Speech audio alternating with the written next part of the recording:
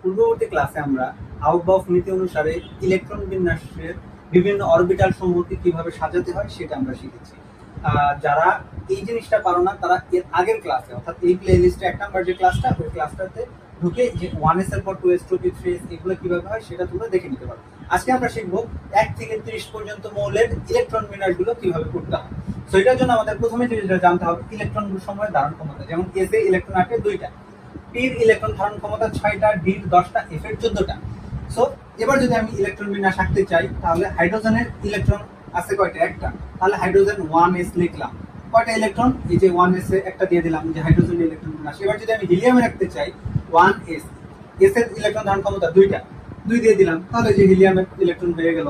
এবার যদি আমি লিথিয়ামের করতে যাই 1s আঁকলাম। 1s এর সর্বোচ্চ কয়টা থাকতে পারে? 2টা, বাট লিথিয়ামের আসলে প্রয়োজন কয়টা? 3টা। তাহলে ইলেকট্রন কোথায় যাবে? 2s এ যাবে, তাহলে 2s দিলাম। 2s ইলেকট্রন ধারণ ক্ষমতা তো 2টা, আমি কি 2 দিব? না, 2 দিলে তো 4 হয়ে গেল, বাট আমার প্রয়োজন কয়টা? একটা। এর জন্য আমরা এখানে কত দিব? 1 দিয়ে দিব। তাহলে কত হয়ে গেল? 1s to 2s 1। তার মানে কত? 3টা। আবার আমি চাইলে কিন্তু 1s 3 দিতে পারবো না। অনেক স্টুডেন্ট কিন্তু ভুল করে 1s 3 এরকম দিয়ে ইলেকট্রন বিন্যাস করে ফেলে, এটা কিন্তু ভুল। তারপর যদি আমি বেরিলিয়াম করি তাহলে 1s, তারপর কত দিব? 1s 2টা, তাহলে আমাদের প্রয়োজন কয়টা? 2টা, তাহলে 2s এ যাবে নিশ্চয়ই। 2s কয়টা দিয়ে দিব? 2টা, তাহলে 1s 2 2s 2, তাহলে বেরিলিয়ামের ইউ হয়ে গেল। এবার যদি আমি বোরনের টাকতে চাই তাহলে বোরনের কত? 5, তাহলে 1s 2 2s 2, 2টা, তাহলে 4টা হলো। আবার আরেকটা দিতে হবে, তাহলে কোথায় যাবে? 2p তে যাবে, তাহলে 2p 1। এটা কি আমাদের বোরনের ইলেকট্রন বিন্যাস। এবার যদি কার্বনের করতে চাই 1s 2 2s 2, 2p কত হবে? পির ধারণ ক্ষমতা কয়টা? 6টা, বাট আমার ইলেকট্রন কয়টা প্রয়োজন? 6টার ভিতরে 4টা দিছে অলরেডি, 2টা প্রয়োজন। এই জন্য আমি কত দিয়ে দিব? 2 দিয়ে দিব, শেষ হয়ে গেল। এবার যদি নাইট্রোজেন আনতে চাই 7টা, তাহলে 1s 2 2s 2, 2p কত? কয়টা?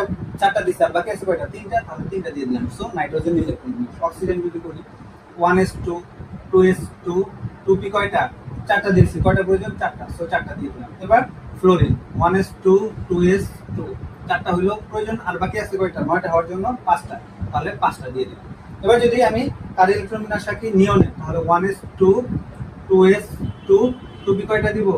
4টা, প্রয়োজন কয়টা? 6টা, তাহলে এখানে 6 দিয়ে দিলাম। তাহলে আমরা 1 থেকে 10 পর্যন্ত মৌলের ইলেকট্রন বিন্যাস খুব সহজেই এঁকে ফেললাম। এবার যদি আমি 11 নম্বর ইলেকট্রন করতে চাই 1s 2 2s 2, তারপর কোথায় যাবে? 2p কয়টা? 8 এর সর্বোচ্চ 6টা, 6টা দিয়ে দিলাম, 10টা হয়েছে, বাট প্রয়োজন কয়টা? 11টা, তাহলে 2pর পরে কত আছে? 3s, তাহলে ইলেকট্রন কোথায় যাবে? 3s 3s 1 হয়ে গেল। আচ্ছা, তারপর কি আছে? ম্যাগনেসিয়াম। ম্যাগনেসিয়াম করতে গেলে 1s 2 2s 2, 2p কত? 6, 3s কয়টা? 10টা হচ্ছে, প্রয়োজন কয়টা? 2টা, এসে কয়টা? 8 এর 2টা দিয়ে দিলাম, 12। অ্যালুমিনিয়াম যদি করতে চাই 1s 2 2s 2, 2p 6, 3s 2, কয়টা হলো? 12টা, বাট অ্যালুমিনিয়ামের কয়টা প্রয়োজন? 13টা, তার মানে এখন ইলেকট্রন কোথায় যাবে? p তে যাবে, তাহলে 3p 1। ঠিক আছে, বুঝা গেছে? এবার যদি সিলিকন আঁকতে চাই 1s 2 2s 2, 2p 6, 3s 2, 3p কত? 6, কয়টা হলো? 18, সরি আমি ভুল করছি, সিলিকন কত? 14, তাহলে 10টা 12টা, তাহলে এস এর পর কোথায় যাবে? p তে, তাহলে 14টার জন্য কয়টা প্রয়োজন? 2টা, 2 দিয়ে দিলাম। ঠিক আছে, এবার যদি ফসফরাস করতে চাই 1s 2 2s 2, 2p 6, 3s 2, 3p কয়টা? 12টা হয়ে গেছে, তাহলে কোনটা হওয়ার জন্য কয়টা প্রয়োজন? 3টা, এর জন্য 3টা দিয়ে দিলাম। ঠিক আছে, সালফার যদি করি 1s 2 2s 2, 2p 6, 3s 2, 3p তে তো যাবে, কয়টা হয়েছে? 12টা, সালফারের জন্য কয়টা প্রয়োজন? আর বাকি 4টা দিলে কয়টা হয়েছে? 16টা হয়ে গেছে। এবার কি আঁকবো? Chlorine 1s 2 2s 2, 2p 6, 3s 2, 3p কত? 5, তাহলে কয়টা হয়ে গেল? 17টা। এবারে যদি আর্গন করতে চাই 1s 2 2s 2, 2p 6, 3s 2, 3p কত? 6 দিতে হবে, তাহলে 6 দিলাম, 12 আর 6 18। হ্যাঁ, হয়ে গেছে। এবার যদি পটাশিয়াম করি 1s 2 2s 2, 2p 6, 3s 2, 3p 6, কয়টা হলো? 18টা, বাট পটাশিয়ামের কয়টা আছে? 19টা, তাহলে 3p এর পর কোথায় যাবে? 4s এ, নট 3d তে। ঠিক আছে, তাহলে 4s যদি দেই 4s কয়টা দিতে পারে? 2টা, বাট প্রয়োজন কয়টা? একটা, এই জন্য আমি 4s কত দিয়ে দিলাম? 1 দিয়ে দিলাম। এবার যদি ক্যালসিয়াম আঁকি 1s 2 2s 2, 2p 6, 3s 2, 3p 6, 4s কত? 18টা হয়ে গেছে, কয়টা প্রয়োজন? 2টা, 4s 2 দিয়ে দিলাম। ঠিক আছে, 20টা। এবার যদি স্ক্যান্ডিয়াম করি 1s 2 2s 2, 2p 6, 3s 2, 3p 6, 4s কত?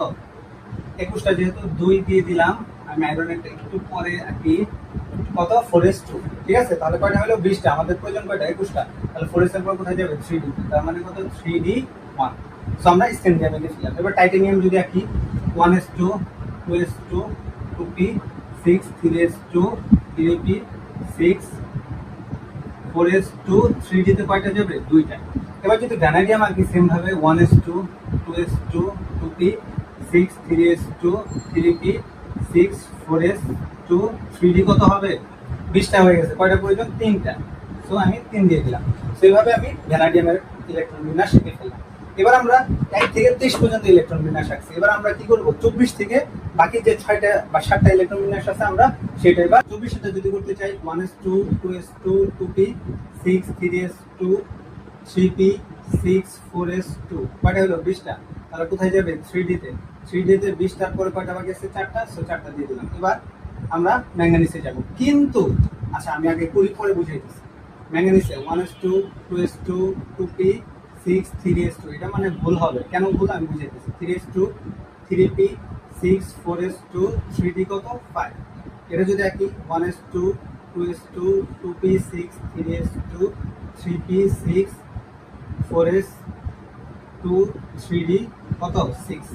এটা 1s2 2s2 2p 6 3s2 3p 6 4s2 3d তাহলে কত হবে? 7।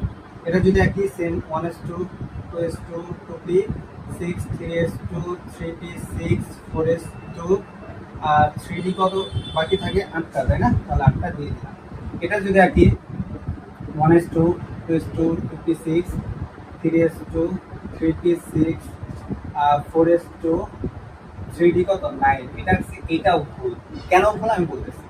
জিং যদি করি 1s2 2s2 2p 6 3s2 3p 6 4s2 3d 10। এই পর্যন্ত সব ঠিক আছে। আমি দুটা ক্রস দিছি, একটা কি ক্রোমিয়াম আর একটা কি কপার।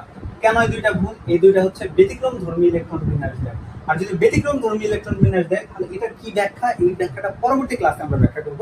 জাস্ট এখানে রাইটটা আমরা রাইটে কি হবে? এখানে 4s এ কয়টা আছে? 2টা। এখানে কয়টা হবে? একটা। এই ইলেকট্রন এখানে যে চলে যাবে, তারপর এখানে কত হবে? 5টা। এটা কি ব্যতিক্রম। তো এখানে আমি লিখে দেই ব্যতিক্রম। কিভাবে ব্যতিক্রম হলে এটা পরের ক্লাসে আমরা বোঝাবো। তাহলে এখানে কি হবে? 9টা। এখান থেকে একটা ইলেকট্রন এখানে চলে যাবে, তাহলে এখানে একটা থাকবে, এখানে কয়টা হবে? 10টা। এটাও কি আমাদের ব্যতিক্রম। ঠিক আছে? সো আজকের ক্লাস এই পর্যন্তই ছিল যে আমরা 1 থেকে 30 পর্যন্ত মৌলের ইলেকট্রন বিন্যাসগুলো কিভাবে করতে পারি সেটা নিয়ে আজকে ক্লাস করেছি। এবং পরবর্তী ক্লাসে যে ক্রোমিয়াম এবং কপার এই দুইটা কেন ব্যতিক্রম এবং ব্যতিক্রম করলে কিভাবে করতে হয় সেই নিয়ম নিয়ে আমরা আলোচনা করব। তো আজকের ক্লাস এই পর্যন্তই। ততদিন সবাই অনেক ভালো থাকো, সুস্থ থাকো। আল্লাহ হাফেজ।